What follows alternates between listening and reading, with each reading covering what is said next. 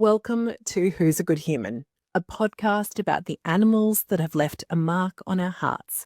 From cats and dogs to chickens and horses, this is the podcast to lift your heart and remind you that animals make the world a better place. I'm Sian Gard, your host. Meet Matt, a man whose passion for cats and dogs led him to rescuing thousands of animals. Welcome to Who's a Good Human. Thank you so much for joining me today, Matt. Last night, when you sent me a bunch of photos of all the animals that you have cared for, loved, adopted, brought into your home, not only was I shocked because there were so many of them, but also the question I had, which I have to pose to you, is doesn't your heart break just a little bit or a lot when they have to leave? Look, it does, but I've got better at that. How? When the first dog that I had to say goodbye to was Bob, and he was the second dog that I had after I moved out of home. I kept him alive for too long. I should have taken him to be euthanized sooner than I did, and that was because I didn't want to let him go. And I think in hindsight, he suffered a little bit because of that. And so with that in mind, the ones that followed, I was just like, I'm really lucky that we can end your suffering. You know, when you get to that point, as sad as it is for me, because, I miss them all. And with our pets that we can do that for them. There were many images that you sent through to me and a variety of cats and dogs. Take me back to the beginning. Why have animals played such an important role in your life? That's actually a really interesting question because when I was still living at home, my sister wanted to get a dog and I said no because I said I'll be the one that has to walk it, feed it and do everything for it, which is exactly what happened. But but I wouldn't have had it any other way. And it was, I guess, through having him, Yaris, he was a mini schnauzer, and taking him down to the dog park every day, meeting people that had shared that love of dogs. It just sort of got me a little bit more interested. And there was a couple of people down there that had done some volunteer work at shelters and things. And I sort of thought that might be something that I was keen on doing, and that's sort of what kicked the whole animal thing off for me, I think. Let's unpack what the animal thing actually is. So you went from taking care of your sister's dog, because there's always one person in the family that ends up taking over the care of the animal. Yeah. And it was you taking care of your sister's dog, but it sounds like it went further for you. What happened next when you got a little bit older? Where did that path take you? So I started working at a animal shelter, and it was through my work there that we would often get calls from people wanting to surrender their pets. And we, as a no-kill shelter, we were often full and we had to say no. And, taking some of those calls, just sort of got me thinking, well, I could take that one and rehome it myself, and I could take that one and that one. And that's sort of how it started. And then that sort of developed into operating a rescue group, which I did for about 10 years, and rehomed lots of little dogs and a few big dogs as well, and the odd cat. And that became a huge part of my life for 10 years. And That's a big responsibility to take on, to go from working as a volunteer with animals to deciding to take on animals and then find them new homes. And I'd imagine a huge learning process. So from the moment that you started to the moment that you finished, what was that growth trajectory like? Well, it is a big responsibility. And I guess the way we operated, when I say we, is because as it sort of grew, more people sort of came on board to help, and we were a proper little organisation there. Ultimately, if it was a dog that I could not have and manage at my house, because if we couldn't find a suitable foster care, for instance, we wouldn't be able to take it. So we had to be a little bit selective in the types of animals that we took on. Obviously, as we grew, we got more foster carers and I guess a bigger variety of skill set in foster carers, so we were able to take on some more difficult dogs. But when you work full time and you run a rescue group, it is like doing two full-time jobs. So you essentially have no life. So you go to work, you do your 9 to 5, you come home, you ferry dogs to and from vets, to and from prospective homes, to and from foster carers, respond to emails, pay vet invoices, all those sorts of things. It's like running a small business almost. And so after 10 years, you get a bit of burnout, so it sort of got to the point for me where it was like, I started this to help and I enjoyed doing it.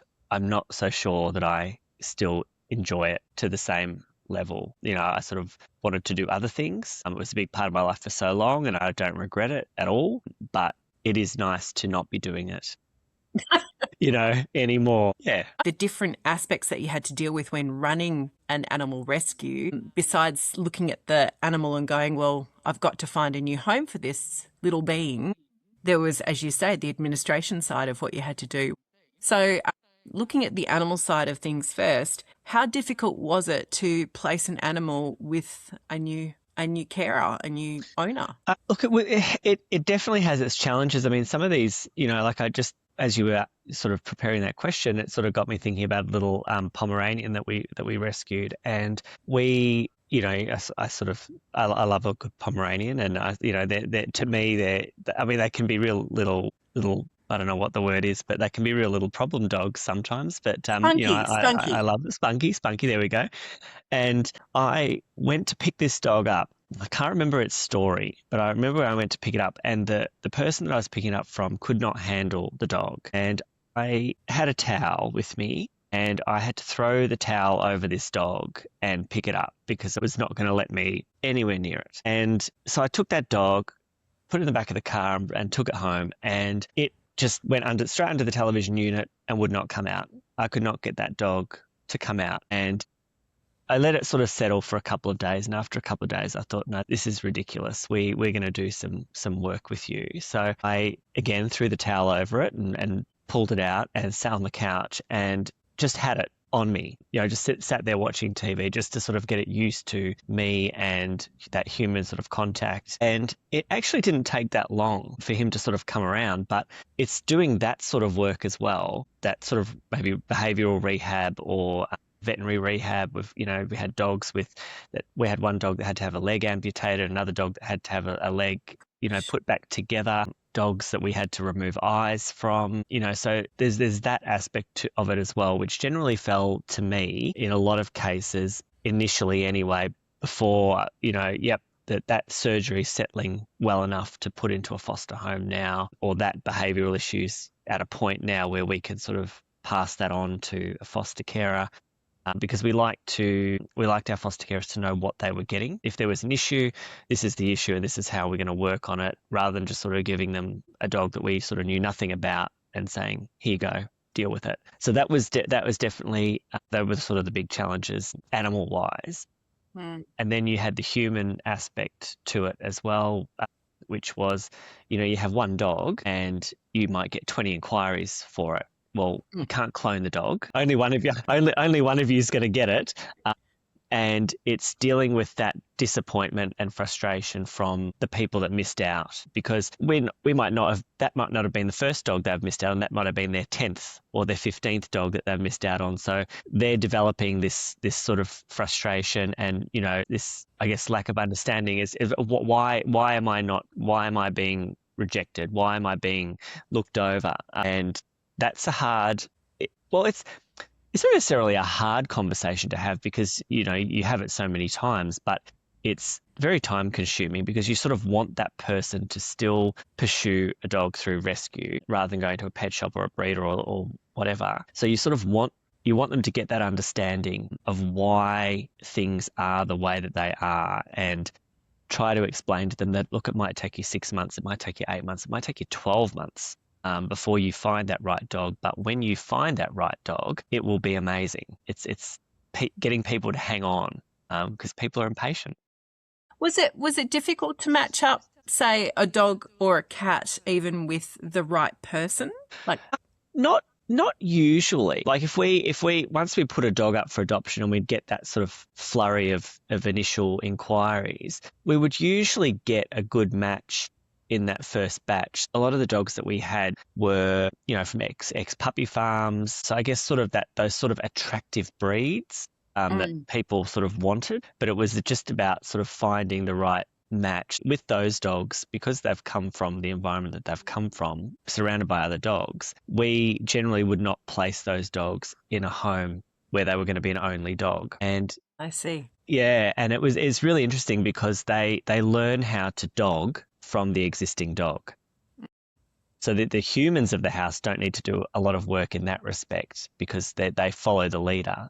And it's really, really interesting to watch. But explaining that to people, we're not going to give you this dog because you don't have another dog. People struggle to sort of compute that. And they're like, oh, I'm happy to do this and I'm happy to do that. And explaining to them that another dog can do what a human can't That can makes sometimes sense. be, hard for people to understand. But we were pretty good with that. And, if we didn't get that right person in that first batch, well, we just waited, and eventually we got the right home would come along. From that experience of matching people with animals, what would you say for someone who's watching this and they're going, oh, maybe I've had this experience in the past? What would you like them to understand, just so that they've got this for their own knowledge? Because I think that's the one thing, is that if people don't understand something quite for themselves, then again, as you say, that there's that rejection that people can go through. It's a bit like dating. If no one ever tells you why you're a bad date, you never know, and you can't change the behaviour, can you? Yeah.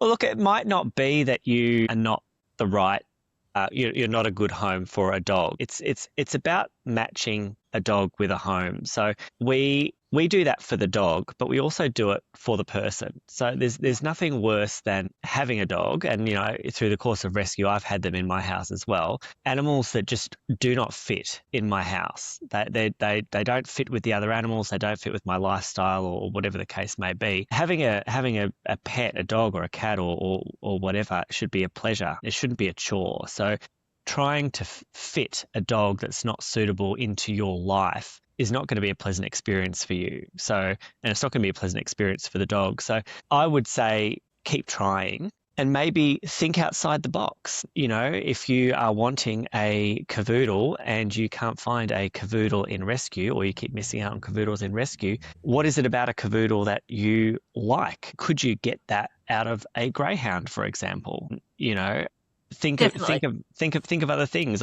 When an ex-colleague of mine said to me, look, I want to get a dog. They've got 4 kids. It's a really busy household. Both parents work. They haven't got a lot of time to put into training and that sort of thing. So I said, well, why don't you go and get a failed guide dog? Because they've had all that sort of obedience training, that socialization.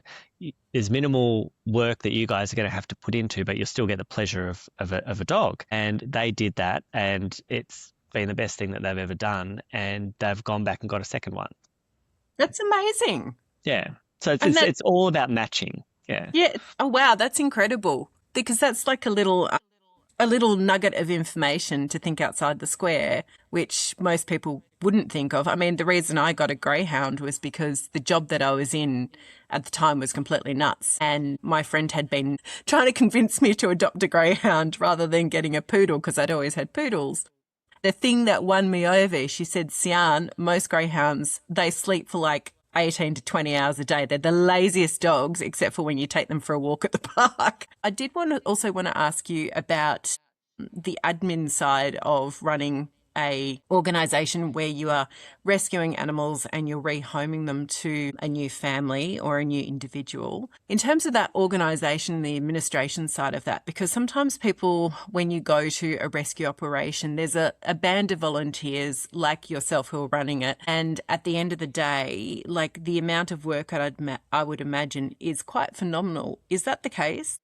It 100% is the case. And I think that goes to what we just spoke about a little bit earlier about that frustration from people, because a lot of the time, a lot of the feedback that we get is we don't hear anything back from these organisations. We fill out all their forms and spend all this time and we get nothing back. And I guess the reason for that is you are one of 100 emails that rescue might have got that day.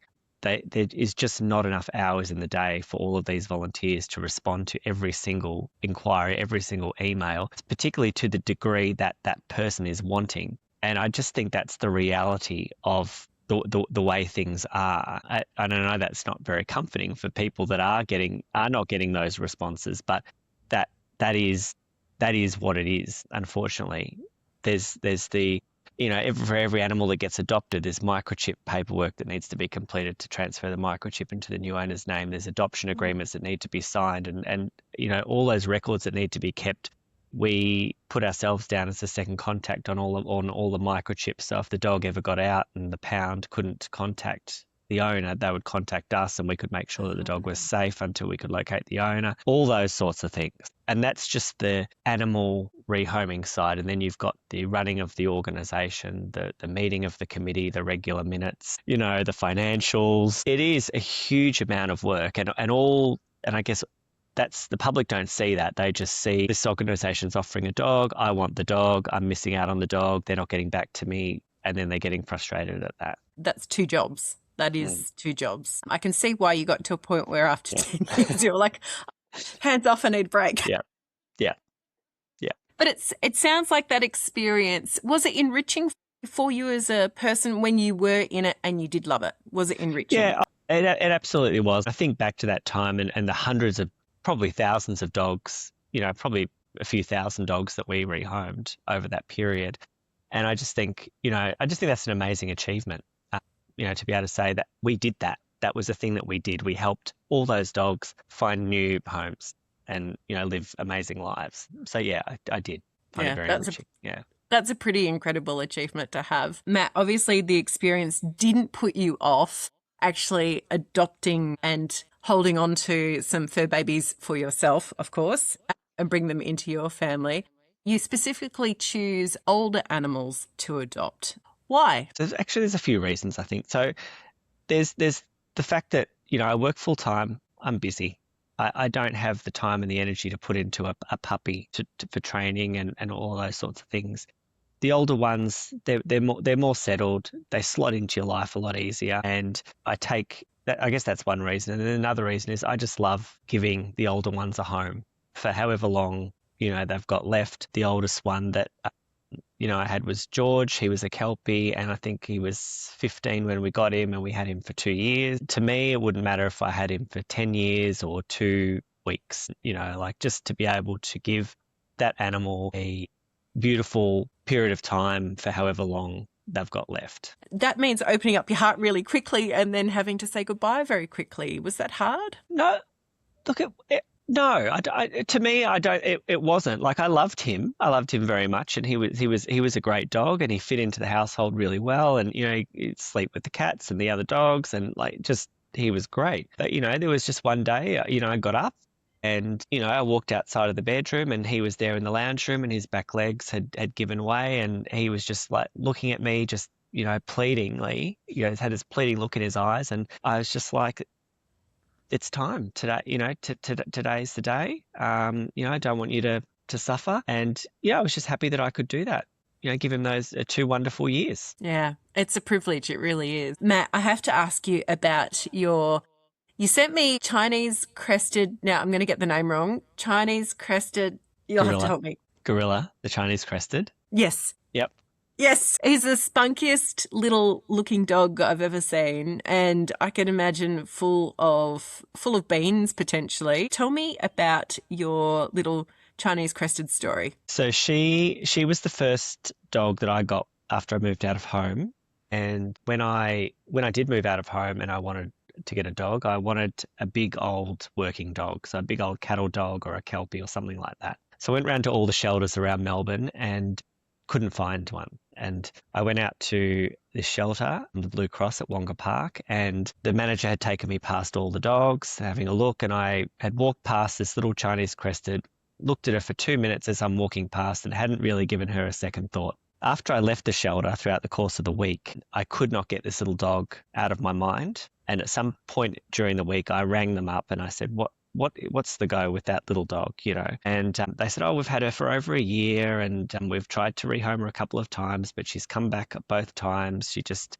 She doesn't warm to people very well. And, so we just waiting for the right person to come along. And I said, well, I'd really like to come out and have a look and spend some time with her. And so I went back the following weekend and I was sitting in one of the socialization pens where they bring the dogs to meet you, and she came out and she came up to me and she put her paws up on my knee, and the manager said she's never done that with any other person. And I said, well, I guess she has to come home. And that's how that happened. And she was, she was a great little dog. She had so much. She was very spunky. I had her for. She was 6 and she lived till she was 16, and she was a great dog. Like, she just very much bonded to me. All, I was just everything to her. She wasn't fussed about everybody else, but she was great. She'd sleep with the cats, the other dogs, very sort of happy with her pack. And yeah, she was a great dog. But having a Chinese Crested that was an interesting experience as well, because she had, being hairless, or predominantly hairless, they get blackheads. What? So they get blackheads. So I would Did sit you know there. that? Yes, I would sit there overnight sometimes, squeezing the blackheads, like, what is that all about, But, she was, and there was a lot of, the Blue Cross had done an amazing job sort of rehabilitating her skin wise. Like, her skin when she went in there, she was in a really appalling condition. And I sort of continued that work. She was having regular baths with prescription shampoos and things like that. But we got her to a point where she was really healthy, and she was a regular at the eye specialist because she developed glaucoma. And so I'd have medications that I'd have to put into her eyes every day, and I'd get that from the human chemist, and that was an experience as well, particularly the first time, because the pharmacist is just like, for a dog, and I'm like, yeah, it's for a dog, yep. But and we ended up removing both of her eyes in the end. So by Oh. the time she passed away, she had neither of the eyes, and that was again, from a humane perspective, because when she developed the glaucoma, as much as we tried to keep that under control with the medications, she eventually lost sight in both of those eyes. So once the eyes have no function, to eliminate that any sort of possibility of pain, it was just better to get them out. And she was quite happy without her two eyes. Wow, what a gorgeous little soul. And just the fact that she found you, and the fact that you're also willing to, look after her skin and be her pimple popper, her personal pimple popper. Yep. Yep. It's amazing what you'd end up doing for your animals, that's for Yeah. sure. Now, I have to ask you, what about your pack? Because that's the only way I can describe Yeah. it. Who's in your pack now? So in my pack now, still got the two cats. So Jenny and Grisabella. Grisabella I've had since she was 6 weeks. I rescued the whole litter. And Jenny since she was 12 months. I guess she's got an interesting story. So I fostered a British short hair black tortie for the shelter that I was working at. And when she was adopted, I regretted that from the perspective that I wish I'd kept her. She was one that I wish that I'd kept. She was such a cranky cat. You would be patting her, and all of a sudden she's like, I've had enough. And she'd just give you a swipe. And as weird as it sounds, I love that. I thought that was great. So I went off in search of a black tortie British Shorthair, and I eventually found one. And I did not get this cat from the best place. It was, probably some sort of backyard breeder that I went to, but they were trying to get rid of her. So I thought, I will take her. So I went to pick this cat up. She is flying around the person's lounge room, absolutely feral. And there I am with my carry cage. I said, I'll take her. So I wrestled her into this carry cage and brought her home. And for the first, I think it was 2 or 3 weeks, she tore a hole in the base of my bed and lived inside the base of the bed for the first 3 weeks, only coming out in the dead of night to go to the toilet in a litter box. Wow. And after 3 weeks, I thought, I've had enough. I've been through everything to try and get you. You are coming out of that bed. So I turned the bed up, grabbed her out, taped up the base of the bed, and she wasn't desexed at that point. So I'd booked her in to be desexed, and I took her to be desexed. I've never seen such a change in behaviour from desexing. It was almost instant, from feral to affectionate. Oh, wow. And I've never seen it before, and I've never seen it since. It was like flipping a switch. And that's Jenny's story. And she was never been cranky. She's always been affectionate, So I didn't get what I wanted, but I got something else. And, she's great. And she's 19 now. She's just was at the vet having a dental earlier this week, and hardly has any teeth left. Her and Grizz I've had for obviously 19 years. And I've got Evie, a mini Schnauzer cross, and she's 15 now. I think we've had her for about 3 years. and Ella, the border collie, who is 8, and we've had her for probably about 3 years as well. Wow. And how did the dogs go? Obviously, as I said, it's a pack, but how did they go when they met the cats for the first time? Because it sounds like the cats came first. The cats definitely came first, and Grisabella, she was always the cat that I would use to test new dogs coming to the house to see what they were going to be like with cats, because she would either run for the hills or she would walk right up to them. As soon as we walked through the door, she'd just stride right up to them. And that's basically what happened with these guys. I mean, Evie really, she doesn't care about other dogs. She doesn't care about cats. She's just all about people. So there can be hundreds of dogs and cats around her. She just doesn't care. Whereas Ella, she came from a puppy farm in Queensland, and she was very timid and very nervous. Having been out of rescue at that point for many, many years, my partner at the time had never experienced that in terms of a rescue dog coming into the house and, becoming part of the house. And Ella was just a quivering wreck. And I'm sure my partner thought, what the hell are we doing? This dog, is just, what are you doing? And I just said, just leave her. Just literally leave her alone. Evie will do all of the work because Evie came first, and we'll just be there to help develop that. And that's exactly what happened. And now she's found her voice. She didn't bark for a long time when we got her, but she now barks. Not incessantly, but when it's food time, she'll carry on a bit. But yeah, no, they sleep together. I think like if Ella's there on the bed and the cat sort of wanders up, you can see her eyes open just watching the cat, like, what are you going to do? And the cat sort of curls up, next to her, and Ella's sort of a bit like, oh, okay, all right, is that what happens? They all get on really, and it's really important for me. Like I said, having a pet shouldn't be a chore; it should be a pleasure. And we've got the 2 cats and the 2 dogs. They all get on. Life's good. We had an experience before Ella and Evie came along where we adopted a dog from a rescue group, and it had no history with cats. And I said, well, I've got 2 cats, so happy to give it a go. And they said she's not bothered about cats that she sees in the street. So we thought there was a reasonable chance that potentially it could work. Within 24, 48 hours of having this dog in our house, it was very clear that she was not going to get on with the cats. I contacted the rescue group and I said, this is not going to work. She's too fixated on the cats. It's no good for her. It's no good for the cats, and it's no good for us. And their response to me was quite shocking. It was, well, you've run a rescue group for 10 years. You should be able to fix that. And I don't know, maybe rescue groups all run very differently and I was just unaware, but I would never have suggested to somebody that they fix something that is not fixable. So we did eventually get to give her back, and we had to manage the situation for a further 4 days or so, I think it was. And that 4 days was a very tense 4 days in our house. The cats were on edge. We're on edge. The dog is on edge. That is just not healthy for any of us. So it really sort of, because one of the things that we did as a rescue group is if for any reason in the future you can't look after or care for the dog, your circumstances change, whatever, contact us and we'll take the dog back. The dog is our paramount importance. So for that reaction to be received was just shocking to me.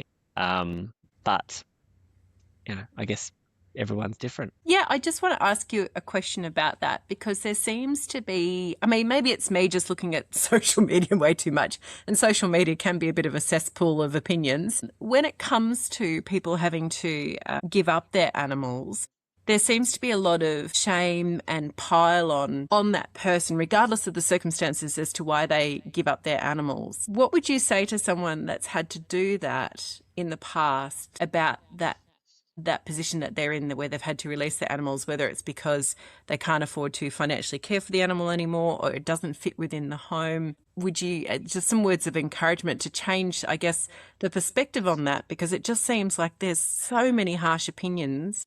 Yeah, look, yeah, I think it really depends on why. Like we see, or back when I was in the shelter, we saw a lot of people who would contact us and say, oh, my dog has attacked or has bitten my child, or it's attacked the neighbour's dog, or it's done something, so we don't want it anymore. And it's like, well, So you want to give us a dog that's attacked for us to put that dog back out into the community. If you feel that your dog is not safe for you, then it's probably not safe for anybody else. And maybe you should do the kindest thing and take it and have it put to sleep when it's surrounded by the people that it knows and loves. There's a lot of reasons why people give up their pets, as you sort of said. There's domestic violence situations, there's Yeah. financial issues. There's all sorts of reasonable reasons why people do it. So words of encouragement, I think words of encouragement is difficult. I mean, because you just have to do it. Like if it's something that if it gets to that point and you can't look after them, I guess you need to make that call and you need to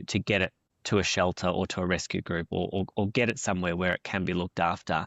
But I think it's something that we do see, or we are seeing more and more. And I think that's reflective in this sort of charities that have sort of started to pop up. Like there's Pets of the Homeless that, go around and provide food and veterinary care for the pets of people who are homeless.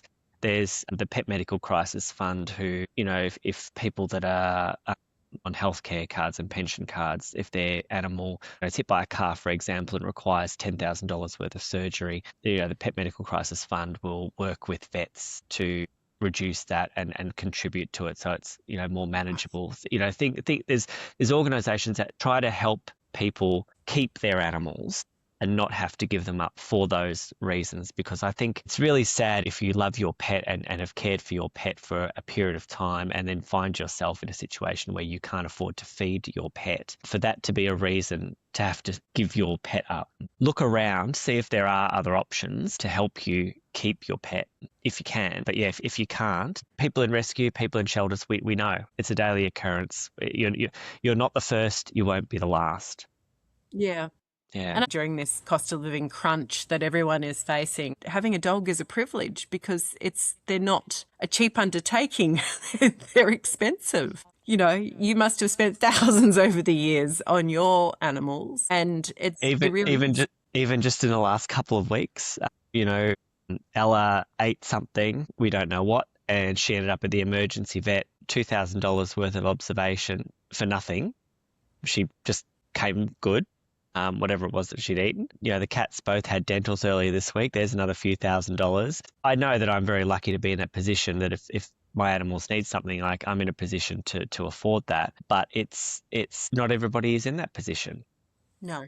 And yeah, I forgot what was the question. Oh, it was just making statements. Making statements about the world. And yeah, it's a privilege to own an animal financially, Yeah. and it's also a privilege emotionally, I think, to have them in your lives. You keep doing it because you obviously love animals. I just love having them. It just makes the house feel full. Like my partner and I sit on the couch at night, watching TV, and we just, our lap has an animal in it. We've got animals, next to us and in front of us. We're just a little family. Yeah, we love it. Matt, thank you so much for sharing your story. It's been really interesting and insightful. You're the first person I've ever talked to that's run a animal rescue in the past, and thank you for all your work with rehoming those probably thousands of animals that you helped over the 10 years, but also for sharing just some insights into that part of the world that I know nothing about, but also some outside of the box thinking around finding the right animal for you as an individual, and just sharing your story about the love that you have for your pets, your past pets, your present pets. It's just so appreciated. It's been a pleasure. Thank you for having me.